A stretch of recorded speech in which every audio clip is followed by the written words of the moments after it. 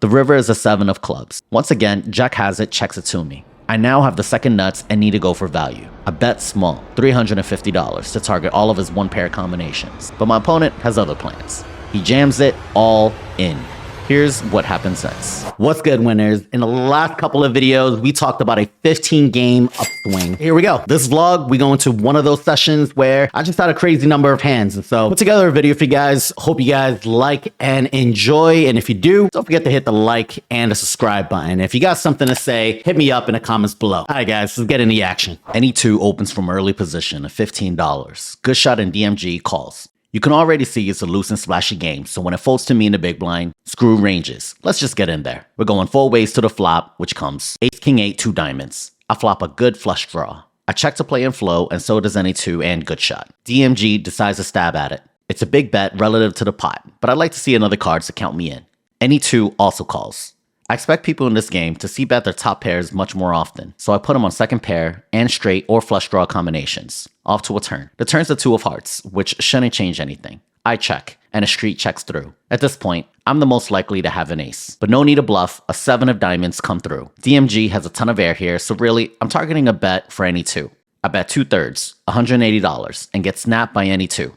Queen high flush is good, and I reel in a decent pot. In this hand, the double straddle is on. I open the action at 35 with ace 3 of hearts. I get a call from Queen Chrissy and the rest of her kingdom. We're going 7 ways to the flop. Maybe I should have tightened up or raised larger because I'm not sure I'm going to win against the entire table. Never mind, I flop a straight, but it's a monotone board. So let's pot control a bit on the flop and see how other people respond. I check, and any two starts to betting. We get a few callers who are just floating with garbage. I make the call, but I still think I have the best hand. The turn is an offsuit 10. Everyone checks to any two, and he bets again, but small, $125. When good shot calls in a small blind, I'm fairly confident everyone's full of it, so this time, I put in a big raise to 1K. Everyone folds, and I take down another one. I'm sitting in a 1-3 game, and there's a straddle to 7. It folds to me in middle position, and I get kings. I raise to 25 before getting asked. Are we vlogging? Of course I am. Now put some chips in the middle. Come on, let's do it. Button calls a 25, as well as the small blind, big blind, and straddle. It's a Texas heads up, but I've got kings, so I should be okay. Unless it's an ace high board. When it checks to me, I'm forced to check as well.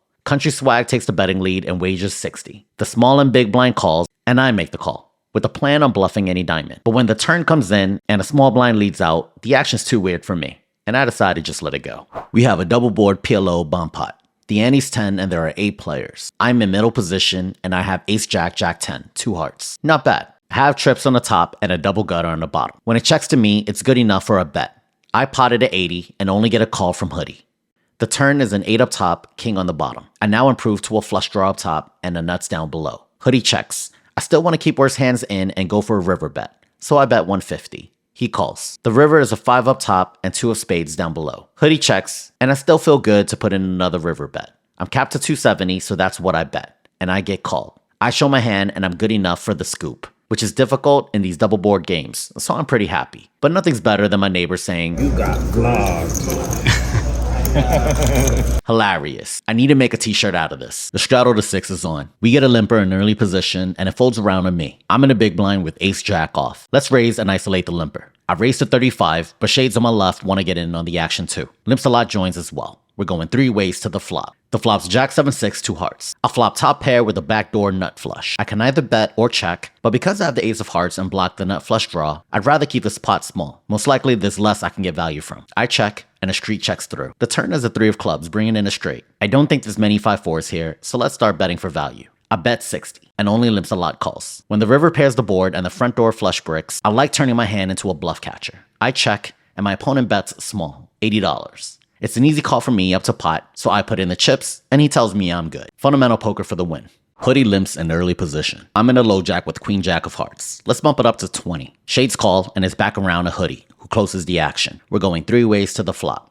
The flop's 9-4-3, 2 hearts. I flop a flush draw with 2 overs. Hoodie checks. When it's on me, I can either build a pot here or check to see what my opponents do. In higher stakes, you can really get punished by players who pay attention, but in low stakes, few people will catch the fact that I shouldn't be pure betting here, since this isn't the best board for my range. But anyway, I check, and so does Shades. The turn is another 9, though this one completes my flush. When Hoodie checks it over, I can now go for value. I bet pot, targeting any hearts and smaller pairs. Shades fold, but Hoodie makes the call. The river is the king of hearts. If Hoodie was drawing with an ace, He now gets there, but he does check. I think checking with the second best flush is too nitty, so I'll go for additional value. I bet a little less than half pot, but hoodie folds. This hand was played okay. I need to just build the pot up on the flop, however. All right, so we started in the 1-3 waiting game, and we did alright in the game for 1K, out the game for a little over 1.7K for about a $720-something profit before fees. So now we are headed to the 2-5 game. The game looks like it's playing a little bit small, but we're gonna buy in 2K and then going from there. Even at the 2-5 game, I'm surprised at the amount of limping. In this hand, short stack calls the straddle. It folds to me, and I raise it up to 60. He calls. Heads up to a flop of 9-5-3 rainbow. We flop the nuts. I don't want to bet and get worse hands off, so I lay the trap and check. Short stack bets big, $100. There aren't many draws available, and I don't want to scare my opponent off, so I just call. The turn is an 8 of clubs, bringing in a backdoor flush. I check, and he puts in another big bet of $250. He doesn't have much behind, so I put him all in.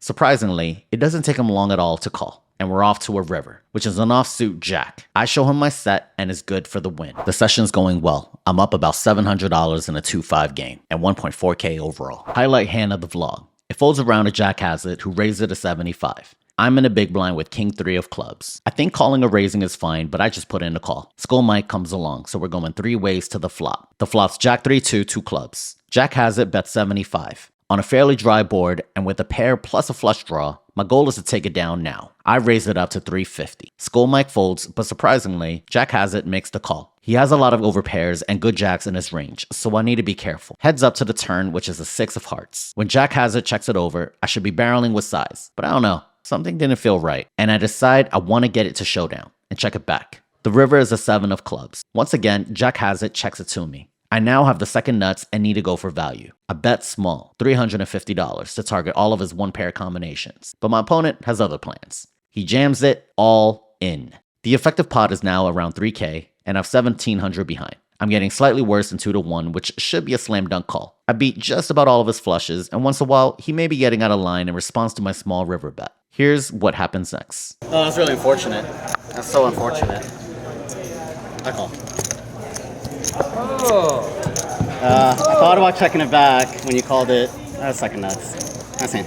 Well, that's me getting stacked. Second nuts to nuts. Think I overplayed my hand? Let me know in the comments what you think. Pretty unfortunate last hand. Not sure what to think. Just big cooler. Do I ever get away from that predicament? I think there's some worse flushes that would probably do the same thing, right? Like queen jack, queen 10, jack 9, etc. So pretty unfortunate, but we get stacked. I think we're down a K at the lodge today, and if we want to keep the win streak alive, we're gonna have to win it elsewhere. Gonna take a small break, and we'll see if we want to play again. Okay, so I did want to keep going. I drove across town and hit up the Texas Card House, and the first open table I get, $5 double board PLO Bombpot. Sure, it was a short session, but here's a cool highlight. I get ace queen 5-3, ace of spades. I flop the wheel straight up top and a backdoor nut flush draw down below. We get a small round of betting in and off to the turns we go. 10 of diamonds up top, which doesn't change anything. 8 of spades down below, bringing in the backdoor flush. Another round of betting, yada yada, and by the river, we get multiple players with stacks in. My straight holds, and we chop up the dead money. Hey, what's up, guys? So, Bombpot game sucks us. We were in the game for 500, out the game for 931 for a profit of slightly over 400 bucks. We just got moved to the main cash game, so it's a 2-5-10 game. Bought in for 2,500. Let's see how we do. All right, so we are departing from this table. We're in the game for, I think, about 2.4K or something like that. Out the game for, I think, around exactly at 3,000, maybe a couple dollars above. Now we're gonna head to the main action game, which is gonna be 5, 10, 25. We just added 5K, so I think now we're in the game for 8K solid. New table and the action is fire. Splashy raises to 100. I'm in a cutoff with ace king of hearts, so I 3-betted the 350. Surprisingly, the straddle calls, which makes it cheaper for Splashy to get in, and he does. 3 ways to the flop. The flop's queen 8-6 rainbow. Not the best, but I am in position with 2 overs and a backdoor nut flush draw. So when they check to me, I'm gonna try to take it down. I bet 350. Cannon folds and Splashy makes the call. The turn is a 10 of hearts, upgrading my hand to a straight and a nut flush draw. Splashy checks again, and this time I bet 750. If Splashy makes a call here, the pot's gonna be 3.2K, leaving me plenty of room for one big bet on the river, targeting all of his 1-pair hands. Fortunately, it doesn't get to that, as Splashy folds. An orbit later, and we get into a rematch. Splashy limps the pot, and with ace king, I'm raising it up to 150. Cannon calls in a straddle, and Splashy closes the action. 3 ways again. The flop's ace-4-3, 2 spades. I flop top, but the board's pretty wet. There's also a ton that would call a flop bet at least once, so when the action's on me, I decided to use a bigger size, 300 bucks. Cannon folds and Splashy makes the call. The turn is a 2 of clubs. It brings in a straight and the flush. So when Splashy checks it over, I don't see any reason to bet, I just check it back. The river's a 6 of diamonds. Once again, it gets checked to me, and I don't want to put any more money into the spot, so I check it back, and my opponent tells me any pair is good. Just a quick announcement. Many of you guys know I'm a brand ambassador and a coach at pokercoaching.com, but just a quick update. My multi-part series on beating loose live cash games is now online, as well as a Mastering Bombpots and PLO cash games course that I just put out. If you guys want to check it out, the link is below in the description. You get a 3 free day access, no credit card required, and you also get access to a bunch of cool courses like the one I'm studying right now, Crushing Tough Cash Games by Jonathan Jaff, and a Crushing High Stakes Poker course by Brock Wilson. Once again, link in the description. All right, y'all. We get into a pretty good pot. So I'm on the button. I raise with queen 10 of hearts. We get 3 bet by the small blind to 550. We make the call, and the flop comes ace, king, jack, 1 heart. We flop the nuts. Let's fucking go. He puts in a standard C bet. I call, but unfortunately, the turn is another ace. So now he has all of the boats in range. So whereas on the flop, he bets 600, on a turn, he bets small, 800. Of course, we're not going anywhere for 800, so we put in the call. And on the river, he checks. The problem with betting here, I think, is that he still has jack, jack, king, king in his range, and maybe he's playing his lower boats as bluff catchers. So unfortunately, we check it back, but we're happy to know that he has an ace X hand that did not boat it up. We take down a pretty good pot. At this point, we're playing short-handed. There's a straddle to 50. I'm first on the button and get one of my favorite hands, 8-7 suited. I raise to 150 and get calls from Taggy, Cannon, and Splashy. House party, and everyone's invited. 4 ways to the flop. The flop's 6-5-3, 2 clubs. When it checks to me, I'm happy to bet my open-ender and backdoor flush draw. I bet 250, and only Cannon calls. The turn is a jack of clubs, bringing in the flush. Cannon checks. I'm checking back a ton of bluff catchers here, so I don't feel the need to fire turn. So let's see a river. When the board pairs up and Cannon checks, I know I'm never winning with 8 high. So I just need to bet and hope to fold out weaker hands. I bet 1K and get the fold. Yikes. That one could have gone wrong, but I'm glad I got the fold. I'm assuming it folded some hands like ace high or something like that. The run good continues. Taggy raises his button to 75, and I close the action.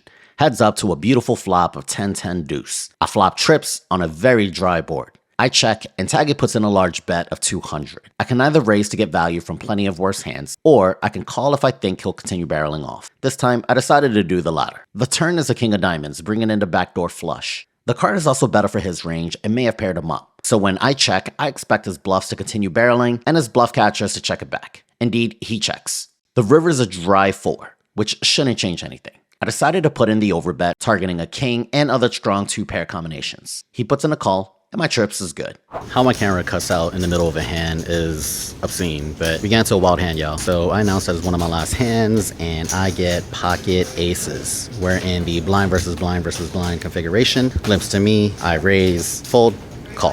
Heading to the flop. The flop is ace, 8-3, 2 spades. I see bet, out of position player calls. The turn is a 9 of spades, so now there's a flush on the board. Check, check. And on the river, it's a black deuce. Opponent leads out for 650, which is, I think, about pot size bet, maybe a tiny bit more. And obviously with top set, we just put in a crying call. And turns out, he has a set of deuces. Funny how things work out that way. All right, y'all. We did good. It's been an up and down day, leaving the lodge down 1K after getting stacked for, I don't know, close to like 2.5, 2.7K or something like that. But we play various games here. We did good on the Bombpot table, we did good on a 2-5 table, and we did even better in the main 5-10-25 game. I know I'm up at least 6K for the entire day, but as always, I'll go ahead and post it up on one of the corners. Yeah, good session. It's 3 something in the morning. I'm tired. It's been like 13 hours of poker, but yeah, glad we can grind out another one. And I believe that makes 7 straight sessions in a row. I think we're up 46K for the month, if I'm accurate about that, but pretty close. I think my best month ever is 49K, so pretty close. But yeah, learned my lesson from the last time we fucked it up in May. I'm just gonna play good poker for the next few days, and let's see how we end up. If you guys don't mind, drop a like, a comment, a subscribe. Have a great day, have a great week, have a great session. Love you guys. Peace.